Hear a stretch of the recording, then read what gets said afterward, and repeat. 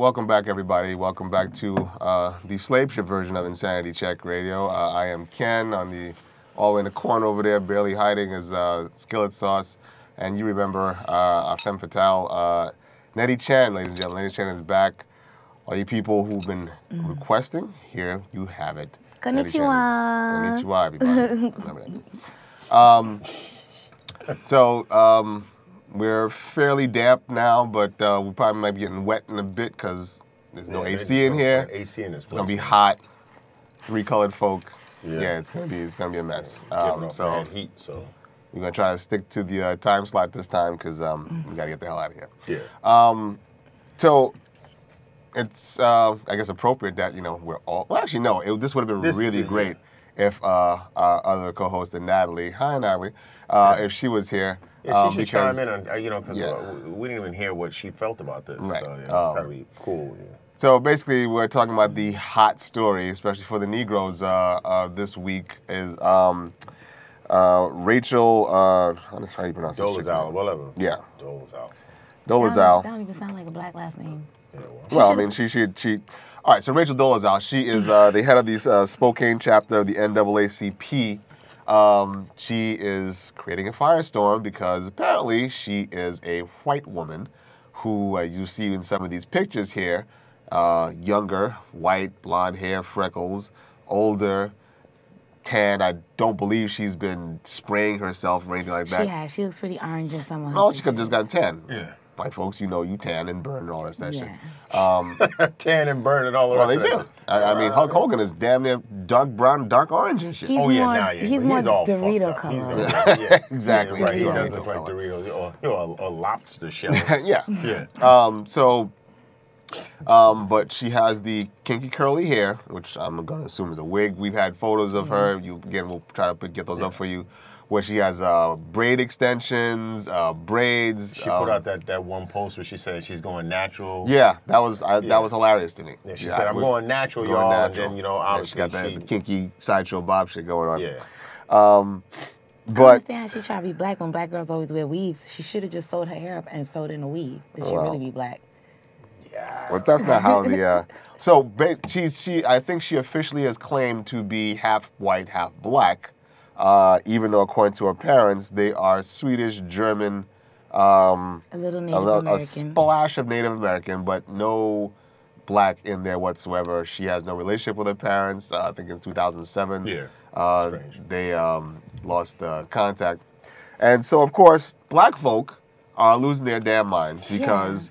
And number one, she is the head of the NAACP, which I mean, I don't know what these guys do. I assume they still do stuff. I mean, literally, I only hear about those guys like once every few years. Like if there's something that goes on, usually with the it was a situation with the legal system. I mean, the educational system, and they came out for some reason, but.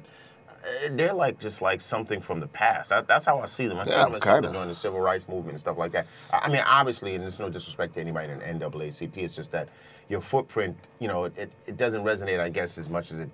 I guess the regular media circles as much as it used to or once did. Right. So. I mean, now when you hear black rights, you think of Al Sharpton, Jesse Jackson, and even the Nation of Islam has fallen off the map a bit. Farrakhan has been making his face. Making appearances recently. I think he was on Power 105 with the Breakfast Club. A word? Yeah. Al Sharpton? No. Louis Farrakhan. Oh. But this chick is she is a civil rights activist across Idaho and Washington and works part-time as an African Studies professor of Eastern Washington University and is now facing a city ethics probe for falsely claiming on an application that she was black. Her parents, who are estranged from their daughter, say they first found out she was claiming to be African American as they read the newspaper article about her some years ago. And again, flat out, I'm looking at the pictures of her. Look at the one on February 6th, this one, where she definitely got a little of the spray tan going. Or she could have just tanned. But I mean, face, look, no, because think of the Jasmine Guy. Remember how Jasmine Guy Jasmine Guy didn't have a big old fat white nose. She had a small little button. No, I know she had, but I mean, she has what is her mother or Jasmine Guy's father black? I forgot. I think it was her mom. Mom, yeah. So I mean, and her nose was like an arrowhead.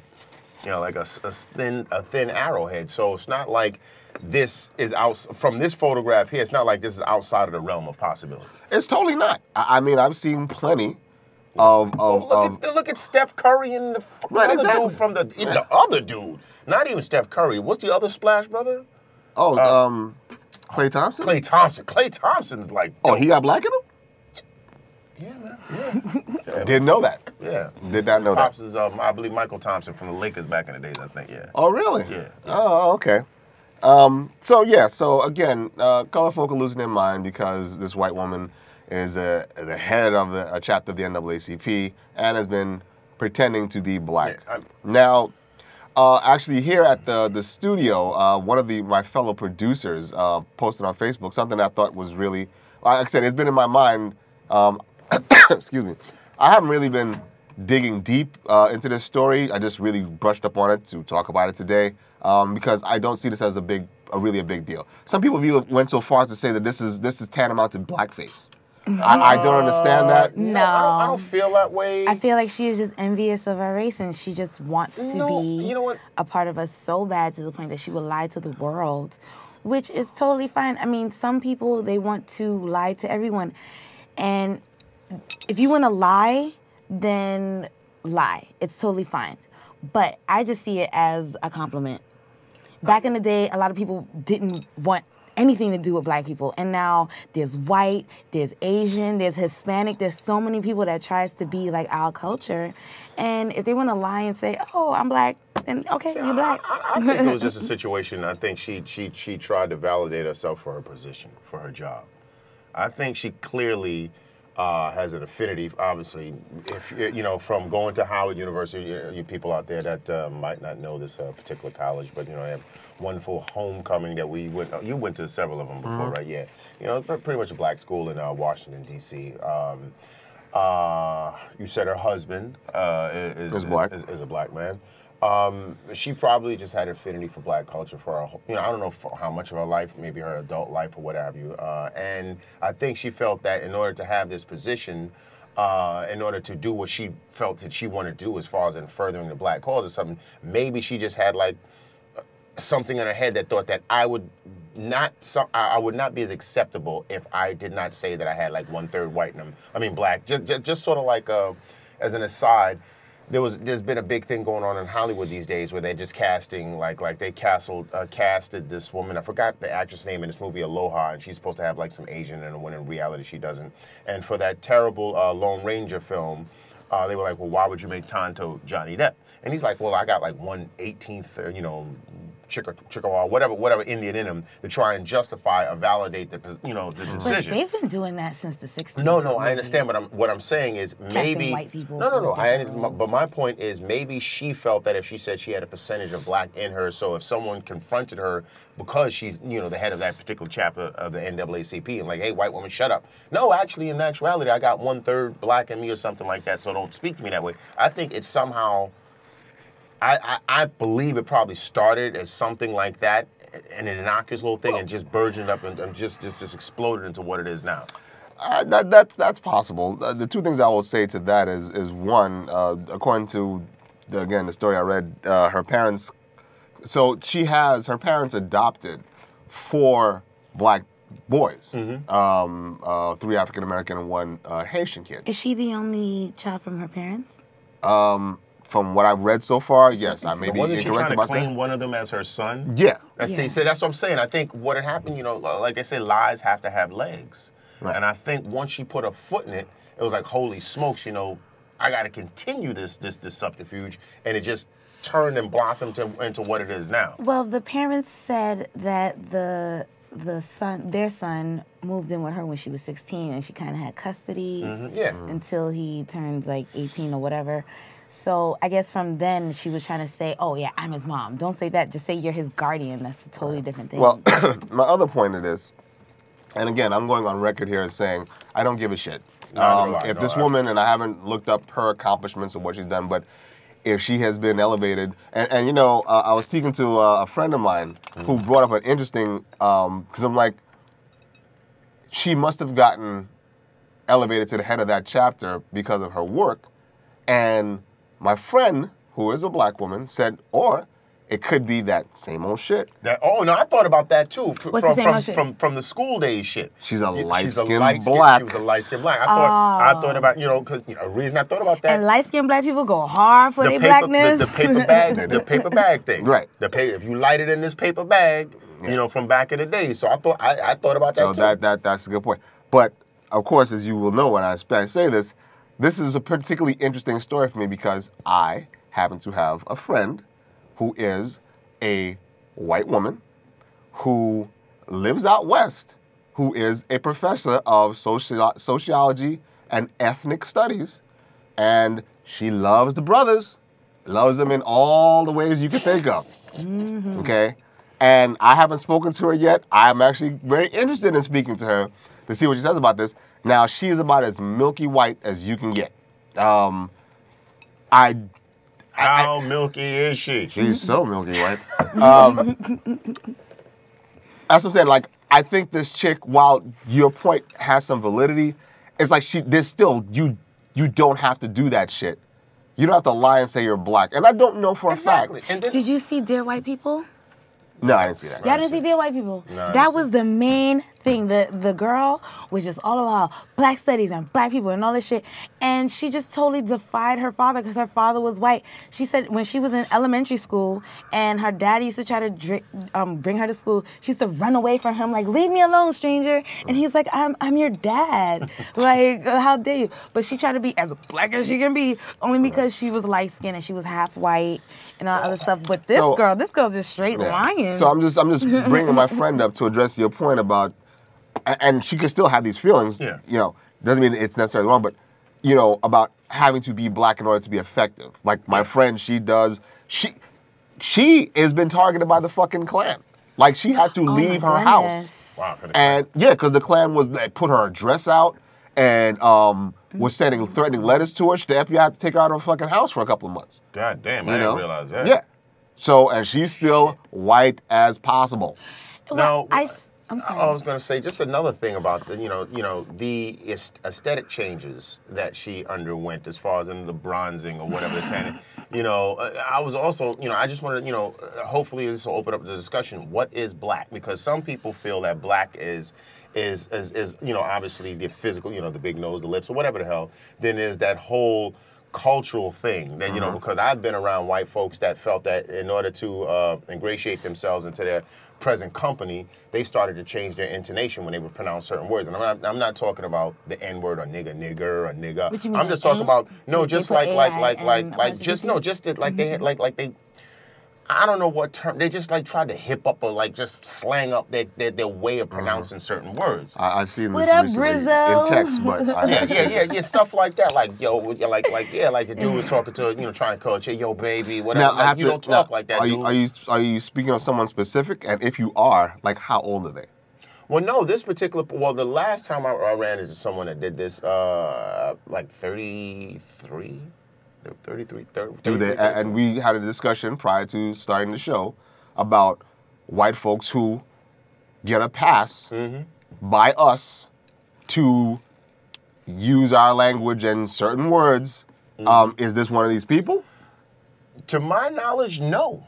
Now that word has never been uttered, but just the whole thing that because you're in that I still felt offended, and I didn't hear there was no yo nigga. I didn't hear anything like that, but it was just that knowing this individual outside of this particular venue, then to see the person respond that way, because that's like a person that would normally give a handshake. The sort of funny thing that they did with Obama when Obama was meeting a certain team, and he went in there and it was like the head trainer or whatever was a white guy. So he went and shook his hand. And then we saw the black guy, he was like, yo, brought it in, did all of that kind of stuff, because he saw, so it's almost like this person felt that in order to, I guess, fit in properly, they had to do a little extra. And I'm like, no, just be what you want. But I can understand their mentality, their mind, because I always said the same thing about those black guys that want to hang around white, so-called, without being totally ignorant, like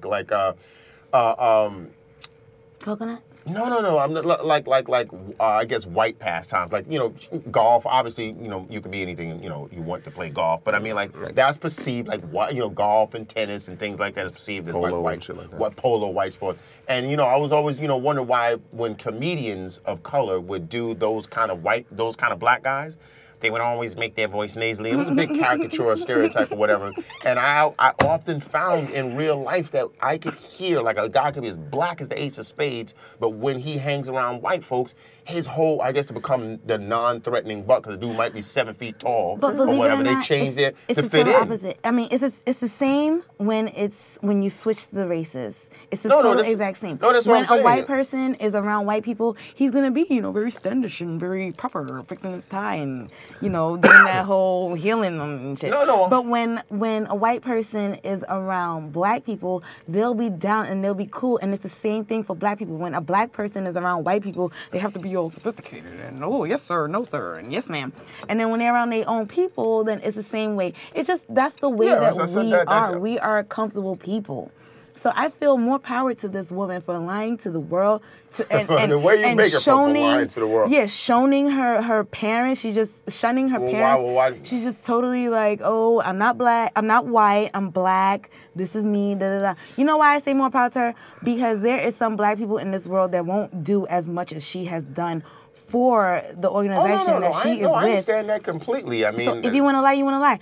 Just like how there's some football players that are really great football players, but they will lie about their sexuality, that they are gay. They're gay, but I'm not gay because this is me. I play football. I'm hard. I'm just. Well, they can't because if they were to come out, well, said there's repercussions to those. I mean, that's I kind of understand. Not where you're going with it. 2015. You could be gay in the army, in military, like in I said, anything. there would be repercussions if they were openly gay on a football. There would be repercussions being in the NAACP and being white. Well, see, that's the whole point. I don't know if that's necessarily true. I want to know. Well, the main reason why I went to the aesthetics is because I wanted to know, how do you define being black? Is it because she kinked her hair up and she put the bronzer on and everything? How are black people perceived in 2015? I guess aesthetically, what is aesthetically seen as You're right. Black people always are more inviting to a different race than white people. White people will shun out any other race. Well, black people will be like, oh, you're Hispanic, come on in. Oh, you're Asian, come on in. Oh, you're white, yes, join us, be a part of our culture. So I feel like she didn't have to lie to anyone. If she just wanted to show that she was just into black people, because just like how Martin Luther King, he had marches, he had different speeches and all this other stuff. He's a black activist. There was still white people behind him. Oh, of course. I mean, helping him. Of course. I just. So she didn't have to be on some. Oh, I'm black. And then no, but you black at midnight when your man is in you every night. I just want to know how would people define what today signifies being black. And I mean culturally, I mean aesthetically, I mean everything that encompasses what's supposed to be black in 2015. I still think that, obviously we have our skin. There's nothing we can never, outside ever, of that, I mean clearly outside of that. But I don't think a whole lot has changed. I think, the only thing that's changed is that now black is equal to youth. Black culture is now the youth culture. That's the only thing that's changed. Yeah. If you're white and you act in the youth culture, you're just a youth. Because Miley Cyrus is black. If you're black and you do the youth culture, you're black. Yeah. Miley Cyrus is black. So I think that's the only thing that's really changed. I mean, I couldn't tell you about black culture. We still talk slang. We still got rhythm. We still jump and all of that shit. That's still nothing's changed. Black people jumps. Yeah. That's how you know that they're black. They jump. They jump. But let me. Well, I hope people do comment on that because I have no problems with I guess I just don't care enough to be offended or anything because I know some people are very, very offended by it. Oh yeah. I mean, like, because if her actions should speak louder than that one checking off that box. I mean, the good of the sum of her what she's doing, the good that she's trying to do. So she lied about her nationality, whatever. You got Tiger Woods calling himself other, and all this other kind of stuff like that when he's half black. So who cares? And I'll venture to say that people who are upset with her would probably be upset if they even knew that a white woman was the head of the NAACP. Yeah, well, you're probably right. You're probably right. We're trying to make it, baby.